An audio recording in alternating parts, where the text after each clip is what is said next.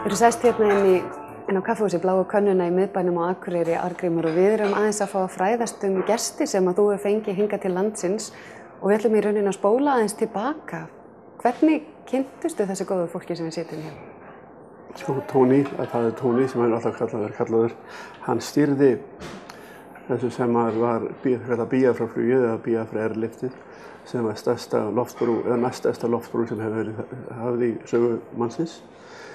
Það voru þarna 10 flugular á Sao Tome og flugum hjálpargögnum, fiski, mjólkurdufti og öðru inn á stríðssvæðið í Biafra. Og það er sagt að Tóni hafi bjargað það til 1 milljón börnum. Íslendingar voru mjög mikið í þessu því að við gáfum þarna, það voru allir að gefa mat til litlu barnanna í Biafra. Og við gáfum þarna skreið, það voru margir skipsfarmar sem voru farið með það nyrðir. Og eins og ég segi, það voru 10 vélar á vellinum og hver vél fór 2-3 ferðir á nóttu með cirka 10 tonn og þetta var alveg stanslaust. En hann gerir svona grín að því eitthvað áður en hann gat fengið þessar vélar frá hjálparstofnunum og þar á meðal Íslandi. Þá bara vissi hann þessa neyð og fékk bara notaði öll tækifæri sem hann gat til þess að koma matnum yfir. Og hann sagði, sko, ég þarf bara að bjarga börnunum, hvernig sé ég fer að því? Og hann hlær stundum að því að hans fyrsti maður í þessu ævintýri var maður sem við kallaði Hank Worton, sem var með mjög vafasama forsíð. Því hann var frægur fyrir að vera að smygla vopnum. En Tóni sagði, ég er alveg saman hvað þú ert að gera ef þú bara gefur mat til barnanna. Og hann hélt sinn samning og Tóni segir stundum þó að menn sé glæpamenn þá hafa þeir samsama á sitt siðferði og hann stóð við allt sem hann lofaði. Og þú varst þarna sjálfur að fljúga? Já, ég var þarna rúmt ár og þegar hann var að stjórna þessu. Þetta sýnist ekki maður með, hann sýnist ekki vera mjög svona harður en hann stjórnaði þessu með rosalegri þekkingu og fyrirhyggju. En þetta var stór hættulegt, er það ekki? Já, ég fór 156 ferðir þarna inn og það er í 3. hverju ferð samkvæmt logbókinni minni sem er skotið eða sprengt. En ég er hérna þá. Og kirkjan misti enga vélar, við reyndar skemmdum vélar, en Rauði krossinn misti vélar. Það voru nokkur hjálparstarfsemi, nokkrar stofnanir sáum þetta. Það er meðal kirkjan og Rauði krossinn. Og svo var einn vélin frá Rauða krossinn skotið niður. Og þá tók hann við dreifingu matarins til barnanna sem Rauði krossinn sá Og ég segi stundum frá því að það er mín eiginlega skelfilegasta stund. Það bilaði hjá okkur vel, það brotnaði undan hjól og þeir fóru með okkur upp eftir til að sýna okkur hvað þeir eru að gera, hvað við værum að gera þetta. Það var eins og stór fjárrétt með þaki yfir og þar voru 3000 börn, mörg 6-7 ára, með minna barn með sér, með bara merkt. Og þeir voru að segja okkur að við verum góðu menninir, að koma matinn til þeirra. Það vorum ekki góðu menn, við vorum bara þarna á góðum launum. Og þau voru að koma við okkur og syngja fyrir okkur. En allavega Tóni gerði þetta og hann hefur verið, hans bara, hvað á ég að segja, það sem hann lifir fyrir í lífinu, er að hjálpa börnum. Hann hefur verið út alla Afríku og komið upp allavega hjálparstöðum og síðan hefur hann gert sig sem sérfræðing og þau bæði í einelti bæði á vinnustað, skólum og aðalega á heimilum.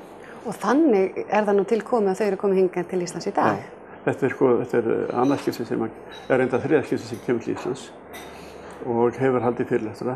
En ég hef gert þá mistök að hafa ekki auglýst það nógu mikið. Núna er ég að vonast til þess að verði meiri aðsókn. Og það verða 2 fyrirlestrar núna. Það fyrir núna á morgun, klukkan 2 fyrir það sem eru professionals sem á vegum bæjarins og svo fyrir almenning á 5. klukkan 4 og fram eftir. So, to begin with, tell me a little bit about your background. Yeah, I'm a Roman Catholic priest and I worked for 35 years in Africa, mainly on human rights, justice and peace, And then the war started in Biafra, and I started the airlift to Biafra, because at that time 2,000 children were dying every day because of the lack of protein. They were suffering from a disease called kwashiorkor, which is very painful. And so we started this, and we're always so grateful to the people of Iceland, who were so generous. You have no idea what the people of this country did. They sent over great supplies of stockfish, which were easy to carry by air and full of protein. And the pilots, like my friend here who's been talking, Eddie, very courageous, and another man called Tony Johnson, Captain Tony Johnson, world famous. But he and my friend Eddie flew in under fire 156 times, and they were fantastic people. But I'm always very happy to meet people from Iceland, because I feel so indebted to them for what they did during the war in Biafra. Well, my name is Kathleen Maguire, and I'm Irish, of course, and I'm a native of a place called Dunboyne, which is a little village, maybe about 15 miles from Dublin, city of Dublin. And I'm a Roman Catholic nun, sister, we call ourselves, and I worked in Pakistan and India for 26 years. I was 18 years in Pakistan and 8 in India. And while I was there, I loved it. I loved it all. My wife, we were lovely people in Pakistan. And towards the end of my career there, I got very ill with hepatitis B, which I received from an infected injection. And I came home to Ireland. I was advised to come home and to stay. And then I worked in the Midlands in Ireland in pastoral care, and I'm working with Tony for the last 17, 18 years now. And the thing that you're talking about now is bullying. Why did you become interested in bullying? Well, I myself had a very sad personal experience. I was bullied by one of my volunteers, not Kathleen now, another woman. I was very badly bullied, and I didn't understand what was going on. But I didn't feel myself. And people were saying to me, "Tony, you don't look good." I said, "I don't feel good." It was only then I remember a clinical psychologist saying to me, "Do you know what's happening to you?" I said, "No, but I don't feel good." He said, "That woman is bullying you." And then I began to realize, so I researched it, and I found it was a huge problem, this bullying problem. Because, 14 to 20% of all suicides are associated with bullying. And bullying is in every country. Bullying in the workplace, bullying in the school, and bullying in the home. And we call it psychological torture, because it's very, very serious and causes serious, deep psychological pain to the victims. So I became very interested in research, and Kathleen and I, we have programs all over the world actually. We've given lectures on bullying and suicide, and also the causes of bullying, and how to deal with bullies, and how to confront bullies. Because bullies have to be confronted, because people's lives are at stake.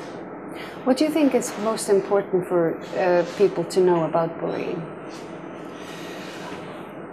I think it's important for them to realize the way they're being treated, and to look into it, and because if they are aware of what's happening to them, then they will be able to do something about it, I believe, But you also talk about bullying at home.